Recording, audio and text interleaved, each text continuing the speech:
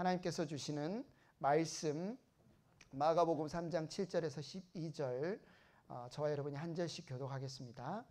예수께서 제자들과 함께 바닷가로 물러가시니 갈릴리에서 많은 사람이 따라왔다. 또한 유대와 예루살렘과 이두메와 요단강 건너편과 그리고 두로와 시돈 근처에서도 많은 사람이 그가 하신 모든 일을 소문으로 듣고 그에게로 몰려왔다. 예수께서는 무리가 자기에게 밀려드는 혼잡을 피하시려고 제자들에게 분부하여 작은 배 한 척을 마련하셨다. 그가 많은 사람을 고쳐주셨으므로 온갖 병으로 고통받는 사람들이 누구나 그에게 손을 대려고 밀려들었기 때문이다. 또 악한 귀신들은 예수를 보기만 하면 그 앞에 엎드려서 외쳤다. 당신은 하나님의 아들입니다. 그러면 예수께서는 나를 세상에 드러내지 말아라 하고 그들을 엄하게 꾸짖으셨다. 아멘. 자리에 앉으시기 바랍니다. 여러분 저에게 서운한 거 계십니까? 나 목사님 서운한 거 있어요. 서운한 거 있으면 꼭 이야기를 해주십시오. 서운한 거 있으면 뭔가 이렇게 관계가 있잖아요. 부부 사이에도 서운한 거 있으면 서운한 게 쌓이다 보면 거리가 멀어지고 부모 자녀 사이도 그렇고 서운한 게 있으면 꼭 이야기를 해서 그게 서로의 이해가 달라서 서운한 게 생길 수도 있고 아니면 오해인 경우가 꽤 많아요. 그죠? 오해. 그게 아닌데 상대방에 대해서 오해를 하고 있기 때문에 서운함이 생기는 경우가 있습니다. 근데요, 사람과 사람 사이의 서운함보다 더 위험한 서운함이 하나님께 서운한 거 아닐까요? 여러분 혹시 하나님께 서운했던 적 있으세요? 아니 지금도 나 좀 서운한 거 있는데 뭐 때문에 서운하신가요? 아니 뭐 때문에 서운하셨었나? 한번 기억을 떠올려 보세요. 하나님 저 그거 서운했어요. 아니면 지금도 좀 서운합니다. 그 서운했던 이유, 서운한 그 왜 서운했었는지 한번 생각하면서 오늘 말씀을 한번 들었으면 좋겠습니다. 오늘 말씀을 보니까 예수님이 하나님 나라의 복음을 전하시면서 수많은 기적을 행하셨습니다. 이런 장면을 보면 가슴이 설레죠. 오늘 찬양도 했잖아요. 앉은 자가 일어나고 눈먼 자가 눈을 뜨고 귀신이 내어 쫓기고 너무나 막 가슴이 막 뜨거워지고 설레고 나도 그 자리에 있었으면 좋았겠다. 더러운 영을 쫓아내고 병자들을 고치시고 그리고 예수님이 이러한 사역들 즉 병든 자를 고치고 더러운 영을 쫓아내는 사역이 이스라엘 곳곳에 누구나 보고 들을 수 있을 정도로 그러니까 오늘 말씀해 보니까요. 그냥 어떤 지역적으로 갈릴리 나사렛 동네 한 군데에서만 이 소식을 들은 게 아니라 보십시오. 마가복음 3장 7절 8절을 본문에 보니까 갈릴리에서 많은 사람이 따라왔어요. 예수님의 주 사역 무대가 갈릴리였으니까. 근데 갈릴리뿐만 아니라 유대와 예루살렘과 이두메와 요단강 건너편과 두론과 시돈. 여러분 이제 지도를 보시면요. 거의 온 유대 지역입니다. 남쪽 유대, 예루살렘, 중앙에 있는 갈릴리 그리고 위쪽에 시돈, 두로 모든 지역에서 사람들이 예수님께 지금 몰려왔어요. 그런데 오늘 말씀을 보면 조금 어쩌면 그 상황에 있었던 사람들은 좀 서운해요. 예수님 좀 서운해요. 남들은 고쳐주시고 좀 서운할 만한 일이 있죠. 예수님께 사람들이 막 몰려들어서 예수님을 손 대려고 하니까 스탑 멈춰 하고 바닷가에 배를 대고 물러서셔서 배에 타신 거예요. 사람들이 예수님을 만질 수 있어요, 없어요? 못 만져요. 다른 사람들은 예수님 만졌다는, 그래서 병 고침 받았다는데 왜 오늘만 예수님 잠깐 하면서 물러나게 하시고 뒤로 배에 타셨을까? 좀 서운해요, 예수님. 마치 오늘 말씀은 예수님이 병자들의 사람들의 고쳐달라는 즉각적인 요청에 응답하지 않으신 것처럼 그것들을 조금 더 뒤로 좀 더 주저하시며 물러서시는 것처럼 그렇게 보여요. 심지어 악한 영이긴 하지만 귀신이긴 하지만 이분이 하나님의 아들입니다. 맞는 말이잖아요. 예수님이 하나님의 아들이잖아요. 이분이 하나님의 아들입니다. 막 사람들이 귀신조차도 예수님이 하나님의 아들이라고 선포하네. 놀랄 수도 있잖아요. 근데 예수님이 엄하게 꾸짖으셔서 말하지 마. 이런 내용들을 보면 지금 이 지역에 오기 전까지 예수님이 활발하게 전파하셨던 그 기적을 행하시면서 전파하셨던 예수님의 메시아로서의 모습을 감추시는 것 같이 뭔가 이렇게 감추시는 것 같은 그런 모습이 오늘 본문에 비춰집니다. 오늘 왔던 사람들은 아주 서운해요. 여기까지 왔는데 저 유대에서, 예루살렘에서, 두로에서, 시돈에서, 이두메에서 이렇게 멀리 왔는데 예수님 왜 가까이 오지 않으시고 배로 멀리 가시나요? 오늘 본문의 이 상황은 어떤 상황일까? 어떤 상황일까? 그렇다면 예수님이 전하시는 복음이 전파되는 곳마다 모든 질병이 고침받는 것이 예수님이 전파하신 하나님 나라의 복음의 핵심인가? 이 모든 말씀이 전파된다면, 하나님의 복음을 받아들인다면 반드시 질병이 고침받아야 되는가? 이런 질문이 우리 가운데 있을 수가 있습니다. 예수님이 하나님 나라의 복음을 전하면서 수많은 병자들을 고쳐주셨다. 성경에 나오잖아요. 근데 우리 주변에도 지금 아픈 사람들이 꽤 많이 있습니다. 저도 아팠던 적이 있고요. 또 예수님뿐만 아니라 사도행전을 보면 예수님의 제자들인 사도들마저도 이런 병 고치는 이적들을 행하신 적이 있어요. 그렇다면 우리가 이런 질문을 할 수가 있는 거죠. 복음을 믿는 모든 병자는 다 고침받는 게 맞습니까? 그게 반드시 일어나야 됩니까? 그럼 이제 반대로 이야기해. 만약에 내가 예수님을 믿는다고 하면서도 병의 고침을 못 받으면 내가 잘못 믿는 건가요? 내가 잘못된 복음을 믿는 걸까요? 내가 뭔가 믿음이 없어서, 믿음이 좋으면 모든 질병을 낫는데 다른 사람들은 고쳐주시면서 나는 안 고쳐주시는 게 뭔가 서운한데 예수님, 그럼 내 믿음이 없어서 그런 건가요? 이 부분에 대해서 우리는 어떻게 이 복음을 믿어야 될지, 이해해야 될지. 믿는 사람들 중에서도 여러분이 아마 들으셨는지 모르겠지만 두 가지로 갈립니다. 두 가지가 아니라 저는 세 가지라고 생각하는데, 먼저 극단적으로 이렇게 주장해요. 어떤 사람들은 병 고침의 역사가 반드시 일어나야 된다. 병 고침의 역사가 반드시 일어나야 된다. 믿음을 가지고 기도하면, 제대로 하나님 믿었으면, 복음을 제대로 받아들였으면 반드시 병 고침의 역사가 일어난다. 기도했는데도, 믿었는데도 병을 고침받지 못한다면 믿음이 없기 때문이다.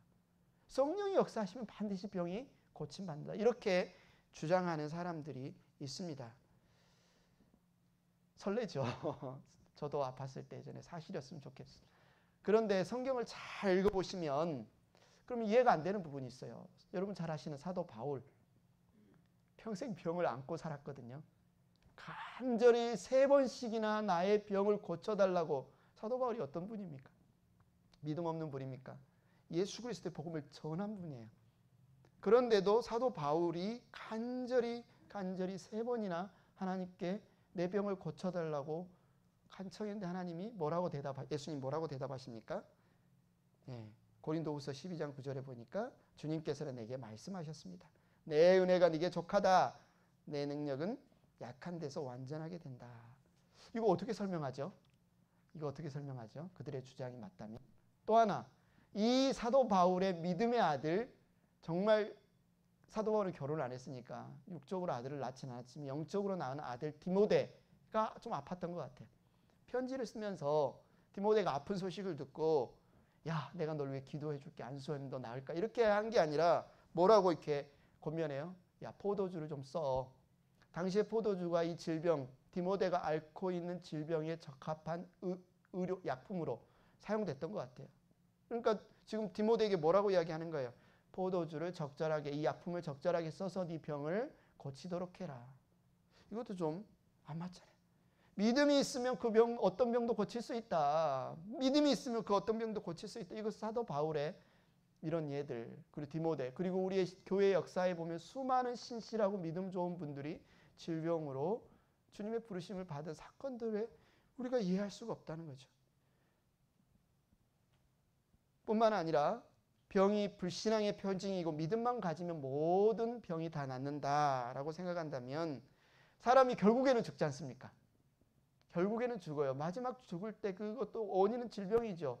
뭔가 심장이 멈춘다거나, 그죠? 뭔가 노화로 일어나지만 결국에 사람이 죽는데, 잠깐은 그 질병의 고침을 받지만 고침받은 사람이 다시 또 결국에는 죽게 되는데, 그럼 기도를 받고 믿음으로 고침받았다면 영원히 안 죽어야 되잖아요. 믿음이 없어지지 않는 한, 믿음이 떨어지지 않는 한, 그러면 이 세상에 병을 고침받았다가 다시 재발하는 사람들이나 죽는 사람들은 믿음이 고침받을 때는 있었는데 죽을 때는 믿음이 없기 때문에 죽은 것인가? 아니잖아요. 예수님이 나사로를 살렸습니다. 마르다와 마리아의 오빠 나사로를 살렸어요. 나사로가 죽었다가 무덤에서 일어났어요. 나사로가 영원히 살았습니까? 어디 지금도 이스라엘 어디에 살고 있습니까? 아니잖아요. 주님이 살리신 나사로도 결국에는 어떻게 해요? 죽었습니다. 그러면 나사로가 믿음이 없어서 죽었을까요? 죄를 저질러서 죽었을까요? 아니지 않습니까? 결국은 예수님이 살린 사람들이 그렇게 죽었는데 또 예수님이 병자를 고쳤다는 수많은 사람들도 결국에 나중에 또 병이 걸려서 노화로 죽었을 텐데 이거는 그들의 믿음과는 상관없는 일이었다는 거죠. 이들이 병을 고침받은 것도 이들이 나중에 병을 다시 걸리거나 죽은 것도 그들의 믿음과는 상관이 없는 거였다. 이렇게 그래서 믿음이 있다면 복음을 들었다면 무조건 병을 고침을 받아야 된다라고 한 사람들의 주장이 어떤 면에서 맞지 않다. 정반대 주장하는 사람들도 있습니다. 어떤 사람이냐면 이 병고침의 역사는 초대교회에만 있었던 일이다. 당시에 교회가 세워지기 위해서 하나님이 성령께서 특별한 역사로 예수님의 복음 시대나고 이 초대교회 사도행전 시대에만 특별하게 병고치는 역사, 죽은 자가 살아나는 역사. 사도 바울도 그러잖아요. 유두고가 말씀을 듣다가 졸아서 떨어졌는데 다 죽었다고 했는데 기도하니까 살아났잖아요. 이런 일들이 초대교회에만 해당되는 것이지 지금 우리에게는 상관없는 일이다. 한마디로 이제 이런 은사 중단을 생각하는 사람들이 주장하는 사람들이 있습니다. 근데 이것도 사실은 맞지 않아요. 왜냐하면 우리 주변에 정말 기도해서 응답받고 병 고침 받는 사람이 있거든요. 분명히 시한부라고 의사가 진단했는데 하나님의 은혜로 깨끗하게 고침받은 사람들이 있습니다. 그리고 수많은 우리 기도하는 우간다 김희자 선교사님 기도 편지에 봐도 그곳에서도 그런 기적의 선교지에 기적의 역사들이 일어나요. 걷지 못하던 사람들이 걸었다는 역사들이 일어나고 제가 사역할 때도 일본 단기 선교회 귀신 들린 자매 함께 목사님들과 기도했을 때 내어 쫓기는 일들을 봤습니다. 실제로 이런 일들이 지금도 일어나고 있어요. 그렇다면 이것도 그때 끝났어. 이제 초대교회만 필요했던 거예요. 지금 우리 시대에는 그런 일이 없어라고 주장하는 것도 맞지 않지 않습니까? 그렇다면 어떻게 정리해야 될까? 어떻게 이 병고침과 믿음의 관계, 이 병고침과 하나님 나라 임한 관계를 우리가 이걸 이해하고 믿어야 될까? 예수 그리스도가 전하신 복음은 예수님이 오셔서 전하신 복음은 하나님 나라의 복음입니다. 하나님 나라가 임했다는 복음이에요. 그래서 죄와 죽음이 다스리는 이 세상, 공중 권세 잡은 악한 영, 사탄이 다스리는 이 세상에 하나님의 나라가 임했다. 하나님이 다스리는 나라가 임했다. 이것이 예수님이 전하신 복음이에요.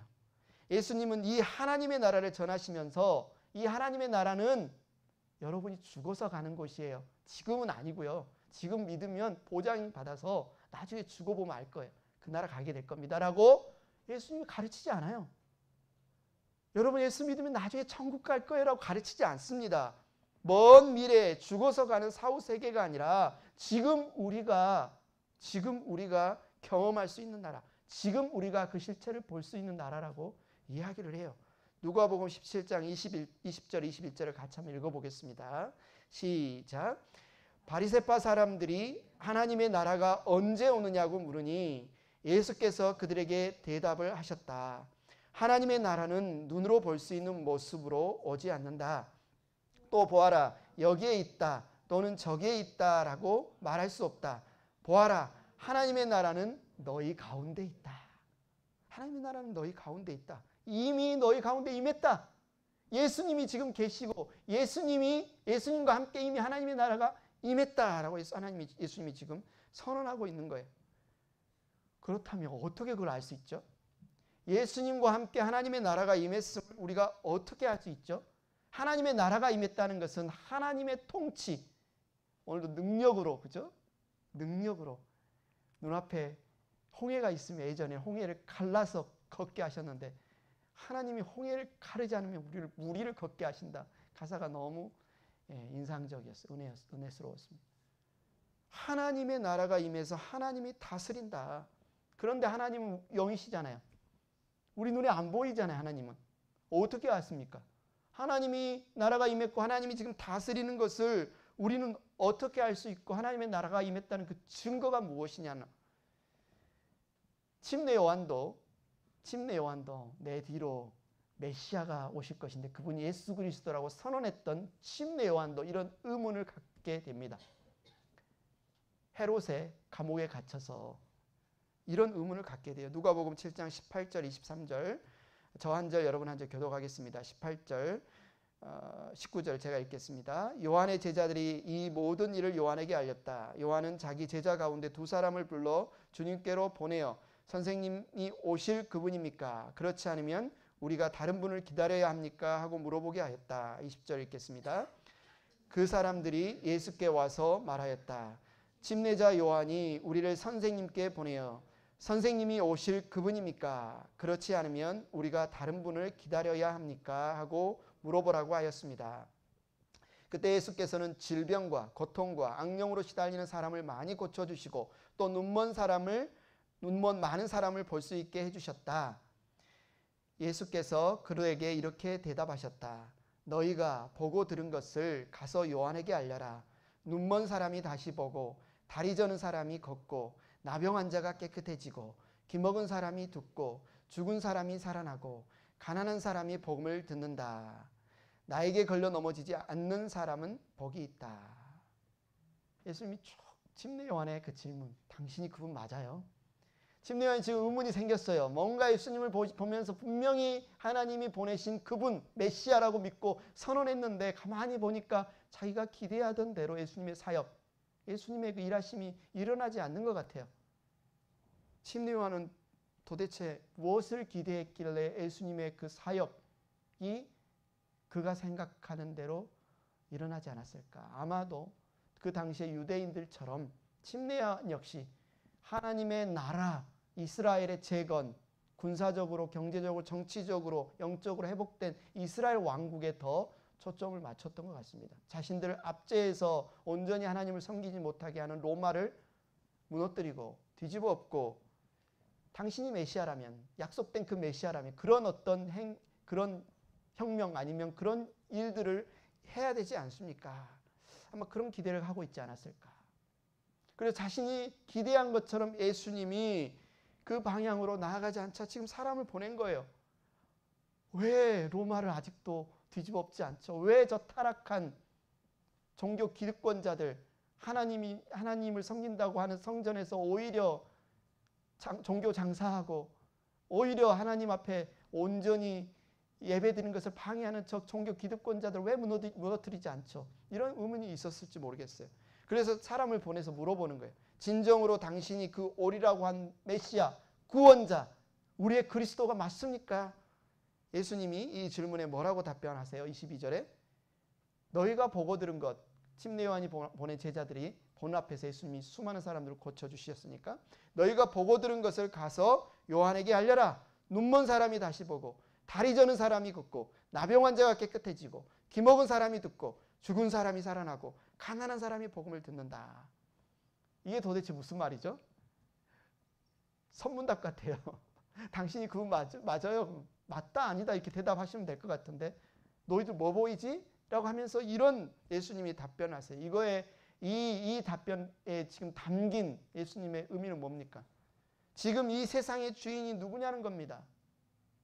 침례 요한이나 아니면 당시 유대인들이 생각하기에 이 로마의 압제만 없다면 우리가 잘 살 수 있을 텐데 우리가 하나님의 백성으로 옛 다윗 왕국과 솔로몬 왕국처럼 정말 하나님을 온전히 섬기는 정말 그 믿음 생활 잘할 수 있는 그런 조건이 형성이 될 텐데라고 이 세상의 지금 주인이 로마라고 생각했을 거예요. 그러나 예수님은 뭐라고 이야기합니까? 지금 이 답변을 통해서 이 세상의 주인은 로마가 아니다. 이 세상의 주인은 로마가 아니다. 지금 로마의 권력 뒤에 실제적으로 이 세상의 공중 권세 잡은 자, 사탄의 세력, 악한 영들이 사로잡고 있다. 사람들을 하나님께 나가지 못하도록 가로막고 있다. 라고 지금 이야기하는 거예요. 로마의 권력을 무너뜨린다고 이 문제가 해결되지 않는다. 로마의 권력을 무너뜨리고 다른 어떤 권력이 결국은 누가 예수님을 십자가에 못 박아 죽입니까? 누가 예수님을 십자가에 못 박아 죽여요? 로마의 권력인가요? 아니요. 당시의 종교, 정말 하나님을 잘 섬긴다는, 성경을 잘 믿는다는 바리새파, 율법학자, 대제사장들 아닙니까? 결국은 당시의 이스라엘 권력들이 메시아를 죽이잖아요. 예수님 지금 뭐라고 하는 거예요? 로마가 없어진다고 너희들이 하나님을 잘 섬기는 게 아니다. 자유로워지는 게 아니다. 안식을 누리는 게 아니다. 내가 지금 하고 있는 일은 로마 권력을 무너뜨려서 정말 이스라엘이라고 하는 이 땅의 새로운 권력을 지금 너희들에게 주기 위해서 이 땅에 온 메시아 그리스도가 아니다. 너희가 보고 들은 것을 가서 요한에게 알려라. 눈먼 사람이 다시 보고 다리 저는 사람이 걷고 나병 환자가 깨끗해지고 귀 먹은 사람이 듣고 죽은 사람이 살아나고 가난한 사람이 복음을 듣는다. 로마가 없어지면 다리 저는 사람이 일어나서 갑자기 걷게 될까요? 로마가 물러가면 눈먼 사람이 눈을 뜨게 될까요? 로마가 없어지면 식민 지배에서 해방이 되면 정말 귀신들이 내어 쫓길까요? 죽은 사람이 다시 살아서 일어날까요? 아니죠. 그런 일들은 로마가 물러간다고 일어난 일이 아닙니다. 도대체 이 백성들을 압제하고 핍박하고 고통과 병고와 죽음의 길로 사로잡고 있는 그 압제, 억압하고 있는 그 대상이 누구냐? 로마가 아니라 사단이다. 이 세상의 공중 권세 잡은 악한 영이다. 그들이 죽음이라는, 죄라는 이 강력한 무기를 통해서 너희들을 압제하고 너희들 죽음으로, 너희들을 하나님과 반목하게 하는 길로 지금 가지고 가고 있다. 뭐예요? 사탄이 이 세상의 신이 되어서 이 사람들을 압제하고 학대하고 괴롭히는 대표적인 표징이 뭐였다? 병과 죽음이었다는 겁니다. 당시에 병과 죽음이었다. 그래서 예수님이 하신 일이 뭐냐? 병을 고치시고 죽은 자를 살리시고 악한 영을 내어 쫓으심으로써 사단이 다스리던 이 세상에 하나님이 약속하신 메시아가 왔다. 하나님의 나라가 임했다. 하나님이 주인 되신 세상이 이 땅에 지금 임했다. 이 사실을 좀 보여주는 거예요. 하나님의 통치, 하나님이 다스리시는 하나님의 나라가 임했다. 그게 뭐냐? 보이지 않느냐? 악한 영들이 괴롭히던 눈먼 자가 눈을 뜨지 않느냐? 귀신이 내어 쫓기지 않느냐? 앉은 자가 일어서지 않느냐? 나병 환자가 깨끗해지지 않느냐? 귀 먹은 자가 듣지 않느냐? 하나님의 나라가 임했다. 당신이 정말 하나님의 나라를 이루는 메시아입니까? 라고 침례 요한이 말하는데 봐라, 내가 맞다 라고 예수님이 이야기를 하는 겁니다. 그래서 이제 우리가 분명히 해야 될 것은요, 예수님이 오셔서 병을 고치신 사건의 핵심이 뭐냐는 겁니다. 눈먼 자가 눈을 뜨고 앉은 자가 일어서고 악한 영이 내어 쫓기고, 이것은 병 고침을 받느냐 안 받느냐가 예수님이 오셔서 하는 사역의 핵심이다 아니다? 아니다. 그것은 뭐다? 사인이다. 무슨 사인? 예수님이 하시는 사역의 핵심의 사인. 하나님의 나라가 임했다. 하나님의 나라가 너희가 볼 수 있게 이 땅에 임했다. 봐라. 귀신이 내어 쫓긴다. 앉은 뱅이가 일어선다. 귀머거리가 듣는다. 이것에 우리의 초점을 둬야 한다는 겁니다. 그래서 귀신이 내어 쫓기는 것, 앉은 뱅이가 일어서는 것, 병 고침을 받는 것은 뭐다? 하나님의 나라가 임했다는 하나의 사례였다. 가시적인 표징이었다. 그렇다면 우리 가운데 우리가 관심을 갖고 집중해서 하나님께 살펴봐야 될까? 하나님 나라가 그럼 우리에게 임했습니까? 하나님 나라가 우리에게 임했습니까? 아니겠습니까? 성경에 보니까 누가복음 19장 1절에 10절에 보면 하나님의 나라가 이 땅에 우리 눈에 보이게 임했다는 증거가 꼭 병고침만이 아니었어요. 꼭 나병 환자가 깨끗해지는 것만이 아니었어요. 누가복음 19장 1절 10절에 삭개오라는 사람이 나옵니다. 그렇죠? 한번 읽어볼까요? 예수께서 여리고에 들어가 지나가고 계셨다. 삭개오라고 하는 사람이 거기에 있었다. 그는 세관장이고 부자였다. 삭개오는 예수가 어떤 사람인지를 보려고 했으나 무리에게 가려서 예수를 볼 수 없었다. 그는 키가 작기 때문이었다. 그래서 그는 예수를 보려고 앞서 달려가서 뽕나무에 올라갔다. 예수께서 거기를 지나가실 것이기 때문이었다. 예수께서 그곳에 이르러서 쳐다보시고 그에게 말씀하셨다. 삭개오야, 어서 내려오너라. 오늘은 내가 내 집에 묵어야 하겠다. 그러자 삭개오는 얼른 내려와서 기뻐하면서 예수를 모셔들었다. 그런데 사람들이 이것을 보면서 모두 수군거리며 말하였다. 그가 죄인의 집에 묵으려고 들어갔다. 삭개오가 일어서서 주님께 말하였다. 주님 보십시오. 내 소유의 절반을 가난한 사람들에게 주겠습니다. 또 내가 누구에게서 강제로 빼앗은 것이 있으면 4배로 갚아 주겠습니다. 예수께서 그에게 말씀하셨다. 오늘 구원이 이 집에 이르렀다. 구원이 뭡니까? 하나님의 나라에 들어가는 구원 아닙니까? 영생을 얻는 거 구원 아닙니까? 하나님의 나라가 지금 삭개오에게 임했다. 이 사람도 아브라함의 자손이다. 믿음의 자손이다. 인자는 잃은 것을 찾아 구원하러 왔다. 삭개오의 집에 하나님의 나라가 임한 증거, 삭개오가 구원받은 증거가 뭐였다고요? 여기서 막 병고침을 받고 악한 영이 내어 쫓기는 일이 안 일어났잖아요. 그런데 예수님이 보이지? 삭개오의 집에 구원이 임했어. 하나님의 나라가 임했어. 그 증거가 뭐다? 삭개오가 자신의 죄에서 하나님과 서운했고 하나님께 반목했고 하나님과 원수였던 거기서 돌이켜서 하나님이 보내신 그리스도를 자기 집에 모셔 들었을 뿐만 아니라 하나님과 화해했습니다. 회개죠. 회개했습니다. 그 증거로 그가 압제하고 핍박하고 핏바라먹던 수많은 가난한 사람들 돌려주겠다. 절반을 그들에게 돌려주겠다. 내가 누군가를 억지로 빼앗았으면 4배를 갚겠다. 이웃과 화해하는 모습으로 자신의 소유를 나누어주는 모습에 뭐가 드러난다는 거예요? 하나님의 나라가 지금 그곳에 임했다는 것이 눈에 보이게 나타났다는 거죠. 누가복음 3장 8절 14절에 보니까 침례요한이 이런 말을 했습니다. 회개에 알맞은 열매를 맺어라. 너희는 속으로 아브라함이 우리의 조상이다 하고 하지 말아라. 아브라함이 우리의 조상, 우리는 아브라함의 자손이란 뜻이 뭐라고 그랬죠? 하나님의 나라, 한마디로 구원받았다고 생각하지 말아라. 너희가 하나님의 백성이라고 생각하지 말아라. 내가 너희에게 말한다. 하나님께서는 이 돌들로도 아브라함의 자손을 만드실 수 있다. 도끼를 이미 나무 뿌리에 갖다 놓으셨다. 그러므로 좋은 열매를 맺지 않는 나무는 다 찍어서 불 속에 던지신다. 우리가 요한에게 물었다. 그러면 우리가 무엇을 해야 합니까? 우리가 무엇을 해야 구원받습니까? 우리가 무엇을 해야 하나님 나라에 들어갑니까? 우리가 무엇을 해야 하나님 나라의 백성이 되는 겁니까? 요한이 그들에게 대답하였다. 속옷을 2벌 가진 사람은 없는 사람에게 나누어 주고 먹을 것을 가진 사람도 그렇게 하여라. 세리들도 침례를 받으러 와서 그에게 물었다. 선생님, 우리는 무엇을 해야 하겠습니까? 요한은 그들에게 대답하였다. 너에게 정해준 것보다 더 받지 말아라. 또 군인들도 그에게 물었다. 그러면 우리들은 무엇을 해야 하겠습니까? 요한이 그들에게 대답하였다. 아무에게도 협박하여 억지로 빼앗거나 거짓 고소를 하여 빼앗거나 속여서 빼앗지 말고 너희의 봉급으로 만족하게 여겨라. 회개에 합당한 열매를 맺어라 하니까 사람들이 뭐 해야 되죠? 라고 물으니까 방금 세리에게, 사람들에게, 군인들에게 침례 요한이 이야기를 합니다.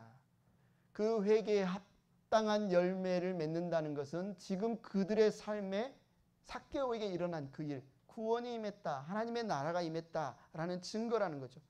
이전에는 항상 내게 주신 내가 갖고 있는 힘으로 누군가를 압제하고 군림하고 내가 가지고 있던 것들을 통해서 섬김을 받으려고만 했던 사람들이 하나님의 나라가 임하자 그들의 인생에 무슨 일이 일어나요?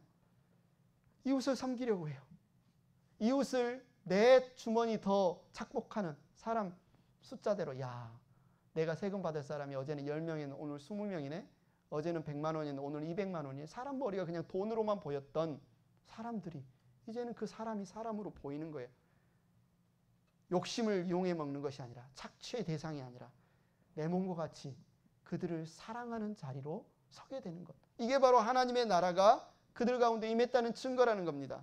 주님을 부인하던 사람이 입에서 늘 불평하고 원망하고 하나님이 계시다면 내게 왜 이런 일이 일어나? 하나님이 서운해 라고 했던 사람이, 저주와 악독의 소리가 나왔던 사람이, 도저히 하나님을 믿는 것조차도 상상도 못했던 사람이 하나님을 믿어요. 살아계시네. 하나님이 살아계시네. 하나님이 나를 지키셔서 내가 살고 있네. 찬양과 감사의 소리가 나오는, 그래서 심지어 하나님 믿어야 돼요. 하나님 믿어야 돼요. 복음 전하는 사람 자체로 바뀌었다는 것 자체가 무슨 증거라는 거예요? 하나님의 나라가 임했다는 증거라는 겁니다. 생활이 문란하고 육신의 쾌락을 쫓아서 살면서 피폐하고 삶의 책임도 없고 가정에 대한 책임도 없고 그저 될 대로 되라는 식으로 살았던 사람이 하나님의 나라의 복음을 받아들임으로써 삶의 목표가 생겨요. 삶의 의미가 생겨요. 내 인생을 통해서 하나님의 나라에 참여하고 싶어요. 하나님의 나라에 내가 동참하고 싶어요. 기여하고 싶어요. 이게 바로 하나님의 나라가 임했다는 증거라는 겁니다. 이게 바로 하나님의 복음이라는 거예요. 그냥 기도해서 병 고침받으면 하나님 진짜 계시고 하나님 나 사랑하신 애가 아니라 그것은 사인이라는 겁니다. 하나님의 나라가 임했다라는 사인 중에 하나라는 거예요.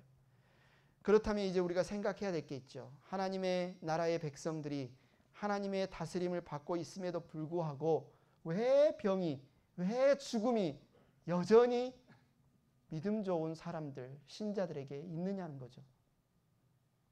과거에 사탄이 압제하는, 그가 이 세상의 신으로 군림하는 증거로 병이 있었고 죽음이 있었다면 이제는 하나님의 나라가 임했고 우리가 하나님의 백성이 되었고 하나님을 섬기고 있는데도 왜 우리가 병에 걸리느냐? 왜 우리가 죽느냐? 왜 그 이유가 있느냐라는 거죠.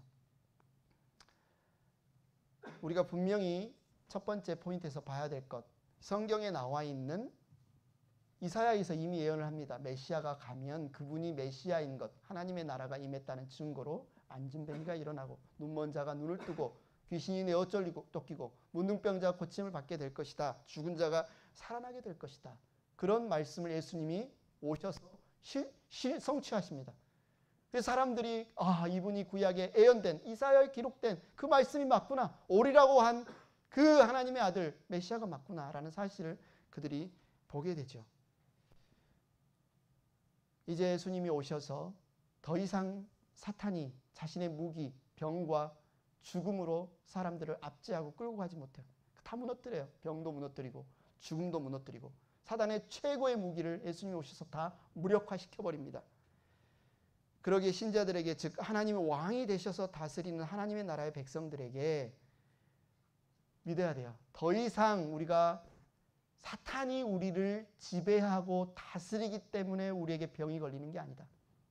사탄이 우리를 압제하고 우리를 통치하기 때문에 우리가 죽는 것이 아니다. 그런 일은 우리에게 일어나지 않습니다.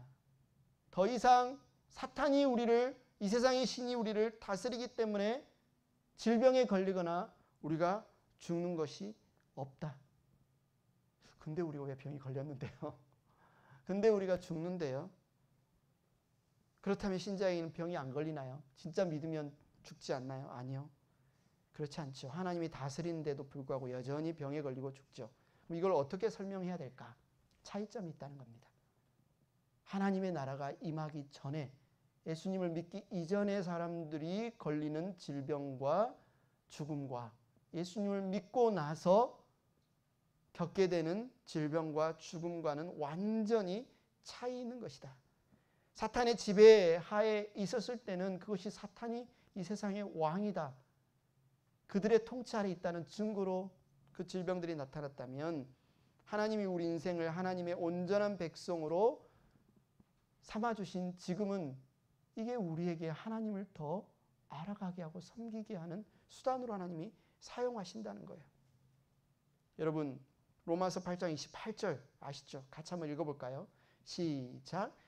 하나님을 사랑하는 사람들, 곧 하나님의 뜻대로 부르심을 받은 사람들에게는 모든 일이 서로 협력하여 선을 이룬다는 것을 우리는 압니다. 이 모든 일에 죽음이 들어가요. 죽음. 이 모든 일에 죽음이 들어가요. 여러분, 예수님 잘 믿어도 죽습니다. 언제 죽을지 몰라요. 하나님이 정하실 때 죽을 거예요. 예수 믿고 안 죽었으면 좋겠네. 아니요, 죽습니다. 그런데 이제 그 죽음은 우리에게 전혀 다른 의미예요. 우리가 예수님을 믿기 전에, 우리가 하나님 나라의 백성이기 전에 죽음은 사탄이 우리를 죄의 형벌로 끌고 가는 강력한 사탄의 무기였어요. 고린도전서 15장 55절에 보면 바울이 죽음아 너의 승리가 어디 있느냐, 죽음아 너의 독침이 어디 있느냐, 사탄이 확 쏘면 우리 확 죽어요. 죄의 결과로. 예전에는 죽음이 사탄의 강력한 무기로 우리에게 작용했다면, 예수님이 우리를 대신해서 벌을 받고 죽으심으로 죄값을 치러서 그리고 사흘 만에 다시 부활하셔서 죽음의 권세를 다 깨뜨려 보신 이후에 우리에게 죽음은 이제 죽음이 아니에요. 우리에게 죽음은 이제 죽음이 아니에요. 예전에 사람들이 생각하던 죽음이 아니에요. 성경에서 죽음이란 단어조차 바꿔버립니다. 예전에는 우리 죽는다 했는데 이젠 잠잔다. 잠잔다는 건 뭐예요?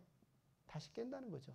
잠깐 자다가 다시 깰 거다라는 게 표현됩니다. 성경은 이제 성도들, 하나님의 예수 그리스도의 부활하심 이후에 그분의 십자가 부활을 믿는 우리에게 죽음은 그냥 사탄의 무기로서 저주로서의 죽음이 아니라 잠자고 깨면 주님 품 안에 안기는 잠자는 것이다라고 이야기해요. 죽음이 완전히 바뀌었습니다. 병도 마찬가지라는 거예요.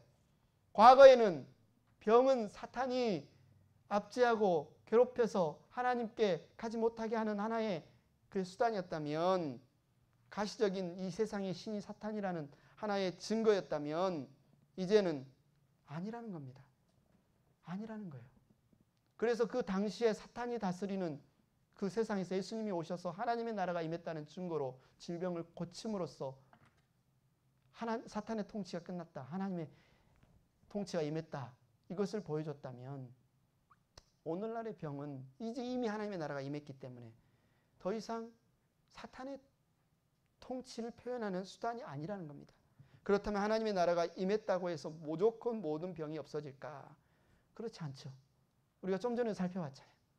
바울이 3번이나 간절하게 육체의 가시, 사탄의 하수인이라고 이름 붙일 만큼 너무너무 고통스러웠던 질병을 낫게 해달라고 기도했잖아요. 3번이나 간절하게.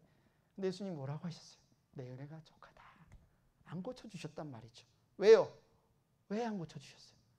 우리 교회사에 보면 수많은 믿음 좋은, 저보다 여러분보다 훨씬 믿음 좋은 분들이 고쳐달라고, 병 고쳐달라고 기도했는데 고침받지 못했다면 왜 그랬을까? 왜 그랬어요? 그것이 유익하기 때문에 그래. 바울에게 유익하기 때문에 하나님 안 고쳐준 거예요. 그렇다면 무조건 병을 안 고쳐주는, 아니, 하나님이 유익하다고 생각하면 고쳐주시는 경우도 있습니다.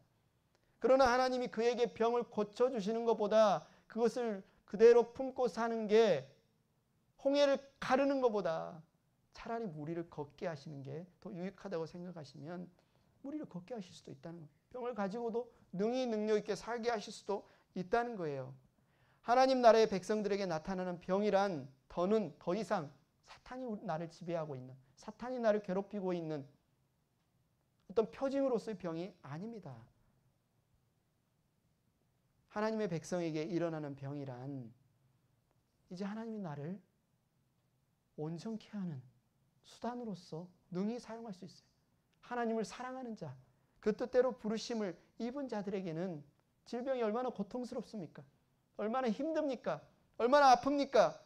그러나 오히려 그 질병마저도 우리를 넘어뜨리지 못하고 우리가 누리는 평안을 빼앗아가지 못하고 하나님이 부어주시는 그 사랑을 방해하지 못하는, 오히려 복이 된다는 거예요.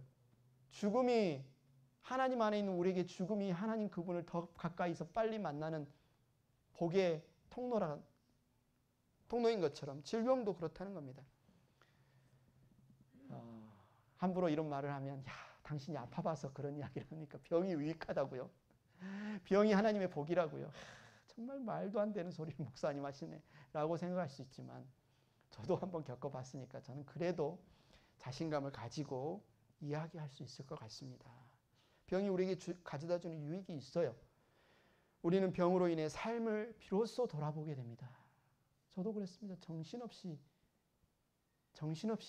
40대 초반에 이제 내 인생을 어떻게 잘 살 수 있을까 계획을 탁 세우는데 암 진단을 탁 받고 나서 내일이 보장이 돼 있는 게 아니구나. 비로소 제 삶을 되돌아보면 내가 내 인생을 잘 살았고 앞으로 하루하루를 어떻게 사는 것이 정말 복된 삶이지. 병은 사람을 겸손하게 해줍니다. 자신만만하고 이 세상에 내가 뭐든 할 수 있을 것 같고 내가 다 할 수 있을 것 같았는데 막상 질병 앞에 내 호흡이, 내 심장이 뛰는 것이, 내가 내일 눈을 뜨고 아침에 일어나는 것이 당연하게 내가 합당하게 내 것이라고 여길 수 있는 게 아니구나. 여길 수 있는 게 아니구나. 내 생명이 내가 주인이 아니구나. 내 생명의 주인이 내가 아니구나. 병을 들므로써 비로소 내 자신을 연약하는 거예요. 내 자신의 연약한 하나님이 정말 보호해 주셨기 때문에, 하나님 지금 허락해 주셨기 때문에 내가 숨 쉬고 내 심장이 뛰고 내가 지금 서서 걷는 것이지, 내가 잘났기 때문에, 내가 운동 열심히 했기 때문에, 내가 영양소 잘 먹어서 내 몸에 건강관리를 잘했기 때문에 내가 건강하게 사는 것이 아님을 우리가 인정하게 됩니다. 그때서야 진심으로 하나님께 나아가서 간절한 마음으로 하나님께 감사할 수 있고요. 찬양할 수 있고요. 하나님이 나를 지켜주심이, 하나님이 이 땅에 내 삶을 허락하심이, 내 일을 내게 허락하심이, 하나님 그분의 뜻이 있구나. 오늘 부르셔도 이상하지 않을 나의 인생을 하나님이 왜 내일 살게 하실까? 무릎 꿇고 하나님 앞에 구할 수 있게 된다는 거예요. 하나님 없이 사는 인생이 얼마나 허무한가. 하나님 없이 사는 인생이 얼마나 덧없는가. 여러분, 질병 앞에서 우리가 그것을 적나라하게 볼 수 있게 되는 겁니다. 내가 어찌할 수 없는 질병 앞에서 우리는 겸손하게 되는 거예요. 하나님 앞에 간절히 부르짖게 되는 거예요. 그런 면에서 생각할 때요, 질병이 아프지요, 두렵지요, 무섭고 힘들지만 이 질병만큼 우리를 하나님 앞에 절실하게, 정직하게, 솔직하게, 간절하게 또 겸손하게 서게 할 수 있는 수단이 있을까 생각해 보면 없는 것 같아요. 여러분 중에 병든 사람이 있죠. 아픈 사람이 있죠. 그래서 병 낫기를 구하지 말라고 지금 제가 설교하는 거 아닙니까? 구해야 됩니다. 하나님은, 예수님은 고치실 수 있었잖아요. 하나님이 원하시면, 그게 뜻이시면 우리 구해야 됩니다. 하나님 열심히 구하십시오. 여러분 금식하면서 기도하시고 같이 형제자매들에게 중보기도 부탁하시고 합심해서 기도하시고 열심히 기도하시고 밤새고 기도하십시오. 그러나 우리가 이제 우리의 기도 제목이 좀 바뀔 수 있어요. 기도하다 보면 이 병을 낫기를 원하는, 그냥 이 병만 나았으면 좋겠는, 거기에 멈추지 않고 이제는 이 병을 통해서 하나님을 더, 내 전인격이 하나님을 한 분을 만날 수 있기를, 이 병이 나를 두렵게 하거나 이 병이 나를 연약하게 하거나 이 병이 하나님과 내 사이를 가로막거나 그런 게 아니라 오히려 나를 더 자유롭게 하고 오히려 병을 능히 이길 수 있는 그 하나님, 생명 주께 있네, 생명 소망 주께 있네, 주님께 모든 능력이 있고 주님께 모든 소망이 있고 주님의 뜻대로 내 삶이 이루어진다는 것을 믿어지는 그 자리로 가게 될 겁니다. 나사로처럼 살 수도 있어요. 깨끗하게 나올 수도 있어요. 아니면 바울처럼 간절히 3번 기도했으나 품고 살아라, 내 은혜가 네게 족하다 할 수도 있어요. 그런 하나님 반드시 신실하신 하나님 여러분의 응답하실 겁니다. 응답하실 겁니다. 그래서 기도하십시오. 여러분 기도하십시오. 여러분이 예수 그리스도가 여러분의 모든 죄의 값을 치르시고 죽음을 이기시고 살아나셔서 여러분을 하나님의 나라로 옮기셨다는 사실이 믿어진다면, 그 사실이 믿어지는 은혜를 여러분이 누리고 있다면 더 이상 병은 여러분의 영혼을 넘어뜨리지 못합니다. 더 이상 병은 여러분의 저주가 아닙니다. 여러분의 사단의 도구가 아닙니다. 사단은 끊임없이 질병과 죽음을 통해서 하나님을 원망하게 하고 하나님을 의심하게 하고 하나님 자신의 인생을 비참하고 절망적으로 느끼게 하겠지만 주님은 아니라는 거예요. 오히려 그 병을 통해서, 죽음을 통해서 하나님을 더 의지하게 하고 하나님을 만나게 하고 하나님을 가까이 경험하게 하는 놀라운 은혜의 수단으로 주님은 쓰신다는 겁니다. 빌립보서 4장 11절 13절 우리가 한 목소리를 한번 읽어보겠습니다. 시작. 내가 궁핍해서 이렇게 말하는 것이 아닙니다. 나는 어떤 처지에서도 스스로 만족하는 법을 배웠습니다. 나는 비천하게 살 줄도 알고 풍족하게 살 줄도 압니다. 배부르거나 굶주리거나 풍족하거나 궁핍하거나 그 어떤 경우에도 적응할 수 있는 비결을 배웠습니다. 나에게 능력을 주시는 분 안에서 나는 모든 것을 할 수 있습니다. 13절 너무 좋아하죠? 내게 능력 주시는 자 안에서 모든 걸 할 수 있다. 오늘 첫 번째 곡 뭐였죠? 할 수 있다 하신 주. 그 여러분 할 수 있다고 하실 때 여러분은 어떻게 그 가사를 적용하시는지 모르겠는데 저는 할 수 있다 하신 주가 내가 할 수 있다라고 다가오지 않더라고요. 우리 주님이 하실 수 있다. 내가 뭐 희생했다고 내가 뭐 인생이 바뀌었나요? 주님이 날 희생했잖아요. 내 믿음이 얼마나 커서 하나님이 큰일 주님의 신실하심 때문에 내가 구원받고 내가 이 자리에 서 있지 않습니까? 할 수 있다 하신 주를 찬양하면서 주님이 할 수 있다. 주님이 하실 수 있다. 주님의 그 신실하심이 하실 수 있다. 주님의 그 능력이 하실 수 있다. 주님의 그 십자가의 희생이 나를 죄 가운데서 완전히 자유케 하고 하나님의 나라로 옮기셨고 나를 깨끗하고 거룩하게 하실 수 있다. 이렇게 막 묵상이 되더라고요. 여러분 13절만 내가 할 수 있다 이렇게 생각하지 마시고요. 이거 지금 바울이 감옥에서 썼습니다. 감옥에 갇혀서 썼어요. 야, 하나님 사람이 그렇게 열심히 주님 복음 전하는데 왜 깜빵에 갇혀서 그렇게 죄수가 돼서 그런 형벌을 받아야 돼?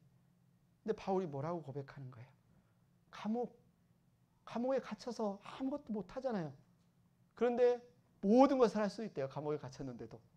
우리가 생각할 때 감옥에 안 갇히면 더 많이 복음 전할 수 있을 것 같고 더 많은 사람 만날 수 있을 것 같고 더 은혜롭게 간증할 수 있을 것 같은데 베드로처럼 감옥을 그냥 부수고 나와서 전도하면 훨씬 더 많은 사람 믿을 것 같은데 하나님이 예수님이 바울을 감옥에 딱 집어넣고 안 나오게 하시면서 복음을 전하게 하시는데 바울은 내가 감옥에 있으면서도 오히려 더 나에게 능력 주시는 분 안에서 나는 모든 것을 할 수 있다 라고 말하는 겁니다. 얼마나 우습습니까? 세상 사람들이 생각할 때는 말이 안 되죠. 그런데 사도 바울이 왜 이런 말을 하냐? 그는 자신에게 그 어떤 일이 일어나도 자신을 사랑하시는 하나님의 사랑을 빼앗아갈 수 없다. 자신이 누리는 하나님의 안식과 평안을 그 누구도 빼앗아갈 수 없다. 그가 부유할 때나 그가 가난할 때나 그가 자유로울 때나 그가 감옥에 갇혀 있을 때나 이 어떤 환경이 바울에게는 아무런 바울이 누리는 평안과 바울이 누리는 기쁨과 바울이 누리는 찬양과 감사를 전혀 빼앗아갈 수 없는 하나님 나라의 충만한 은혜를 누리는 그 상태에 바울이 있음을 지금 이야기를 하고 있어요. 바울이 얼마나 많은 핍박을 받았습니까? 그러나 또 그가 얼마나 많은 은혜를 누렸습니까? 심지어 셋째 하늘, 하나님이 계신 그 하늘마저도 환상 중에 봤다고 하지 않습니까? 유두고 죽은 사람마저도 살려내는 경험을 하지 않았습니까? 독사가 물었는데도 다 누구나 죽을 거라 생각했는데 그냥 툭 털었더니 독사에 물리고 살았지 않습니까? 그런 그가 핍박과 매맞음과 죽음과 배고픔과 헐벗음, 능력과 어떤 면에서 전혀 능력이 나타나지 않는 것 같은 상황, 그 어떤 순간에도 바울은 뭐라고 이야기를 하는 겁니까? 지금 나에게 능력 주시는 분 안에서 나는 모든 것을 할 수 있다. 주님이 병을 고쳐주셔도 아니면 이 병을 갖고 살게 하셔도 내게 능력 주시는 분 안에서 나는 모든 것을 할 수 있다. 행복한 교회 가족 여러분, 여러분의 삶을 한번 돌아보십시오. 여러분은 하나님의 백성입니다. 하나님의 나라가 임했습니다. 하나님의 나라가 우리 가운데 임했습니다.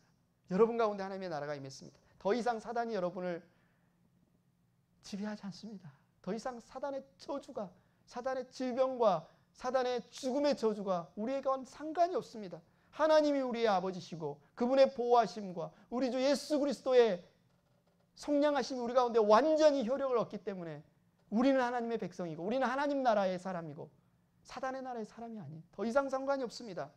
이 세상에서 여러분이 신앙을 방해하는 것은 어떤 것도 없습니다. 병도 안 됩니다. 죽음도 안 됩니다.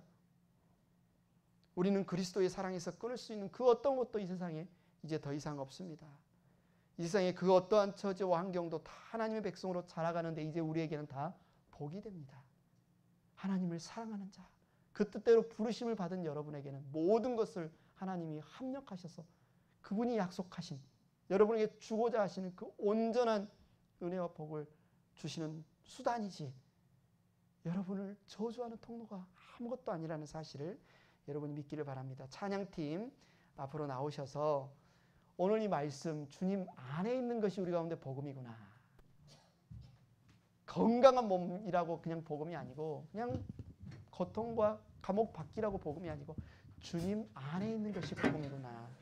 이 말씀을 우리가 들었으니까 우리가 이 시간 주님 보좌 앞에 나아가 이 찬양을 하면서요. 여러분의 믿음을 한번 고백했으면 좋겠습니다. 이 시간 같이 이 찬양 드리겠습니다.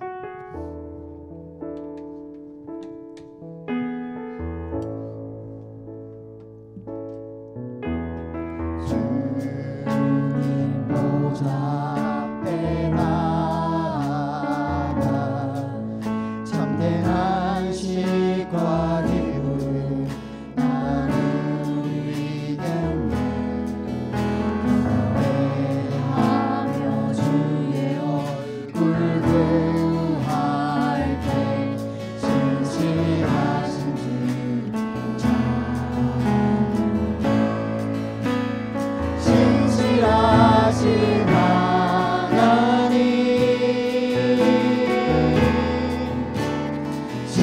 신실하신 주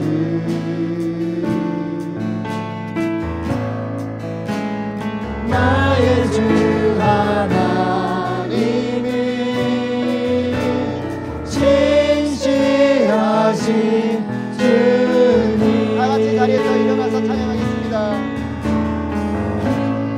기도 들으시는 하나님 폭풍 속에 내 등불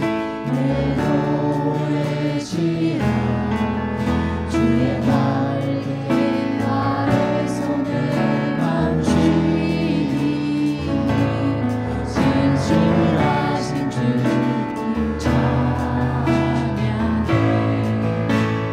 신실하신 하나님 신실하신 주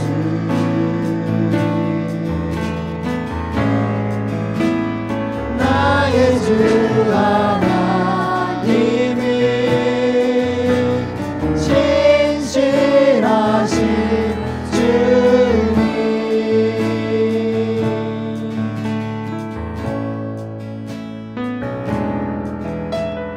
평화 내려주신 하나님 나로 고통받는 자를 위로하게 하소서 나의 평생의 주의 사랑을 전하리 신실하신 주 찬양해 신실하신 하나님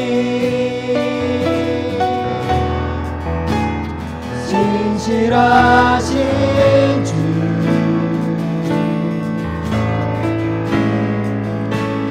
나의 주 하나님이 신실하신 주님 신실하신 하나님 찬양합니다. 신실하신 하나님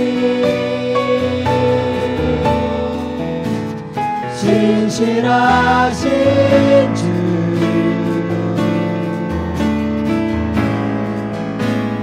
나의 주 하나님은